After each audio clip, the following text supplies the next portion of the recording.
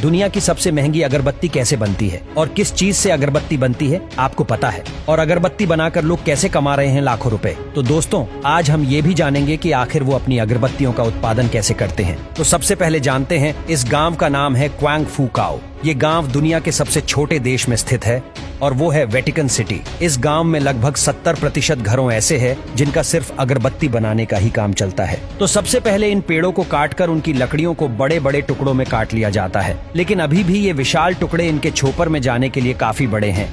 इसके लिए इन बड़े टुकड़ों को कारखानों में लाया जाता है, जहां बहुत से लोग मिलकर बिना किसी मशीन के महज एक ही औजार की मदद से अपने हाथों से इन विशाल टुकड़ों के और छोटे छोटे टुकड़े करते हैं। इतने छोटे जिससे कि उन्हें मशीन में डालने के बाद कोई दिक्कत ना आए। तो अब ये टुकड़े मशीन में जाने के लिए बिल्कुल तैयार है। तो अब इन टुकड़ों को सीधा छोपर में डाल दिया जाता है, जहां इस लकड़ी की छोटी सी छोटी सीखें बन जाती है। तो अब इन टुकड़ों को सीधा छोपर में डाल दिया जाता है, जहां इस लकड़ी के छोटे छोटे सीखें बन जाती हैं, और इसी मशीन की मदद से ये लोग हर रोज करीब 10,000 कोर स्टिक्स तक झोप कर लेते हैं। लेकिन अभी भी कुछ कसर बाकी रह गई है। ये स्टिक्स अभी बहुत ही खुरदरी और रफ है, इसलिए अब बारी है इन्हें पॉलिश करने की।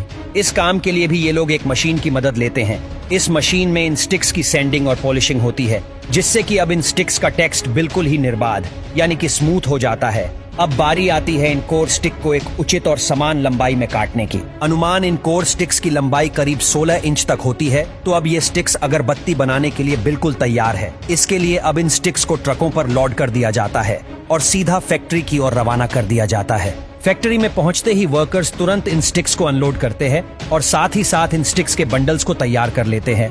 इन स्टिक्स को आकर्षक बनाने के लिए वर्कर्स इन्हें रंगीन कलर्स में डुबाते हैं और इन पर रंग चढ़ाते हैं।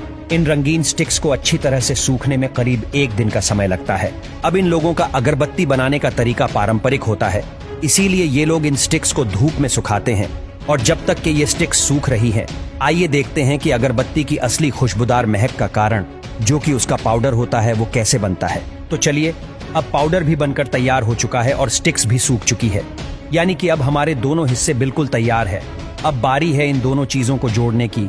इस व्यवसाय के मालिक बताते हैं कि पीढ़ियों से ये काम वर्कर्स द्वारा स्वयं हाथों से ही किया जाता है, लेकिन अब वो एक मशीन की मदद से इस काम को अंजाम देते हैं, जिससे कि इनका समय तो बचता ही है और साथ ही साथ अगरबत्तियों के उत्पादन में बहुत बढ़ोतरी हो चुकी है। और उनके अनुमान के मुताबिक वो कहते हैं कि अगर हम मशीन के उत्पादन की गति और हाथों से बनाने की गति को कंपेयर करें, तो ये लगभग 10 गुना ज्यादा तेज होता है। यानी कि जहां पहले 1 घंटे में ही 10 अगरबत्तियां बन पाती थीं, वहीं अब 1 घंटे में इस मशीन की मदद से 100 अगरबत्तियों का उत्पादन किया जाता है। तो चलिए, अब कोर स्टिक्स और इंसेंस पाउडर को जोड़कर अगरबत्ती का रूप तो दे दिया गया है, लेकिन ये अभी भी जलाने के लायक नहीं बनी है। इसके लिए वर्कर्स इन अगरबत्तियों को एक बार फिर से सुखाने के लिए धूप में रखते हैं, क्योंकि अगर इन अगरबत्तियों में थोड़ी सी भी नमी रह गई तो ये अच्छे से नहीं जलेगी। तो दोस्तों, अब तो शायद ये अगरबत्तियां सूख चुकी है। तो अब बारी आती है पैकेजिंग की। इन अगरबत्तियों को वर्कर खुद अपने हाथों से प्लास्टिक के पैकेट में डालकर पैक करते हैं और अब ये अगरबत्तियां मार्केट में जाने के लिए एकदम तैयार हैं।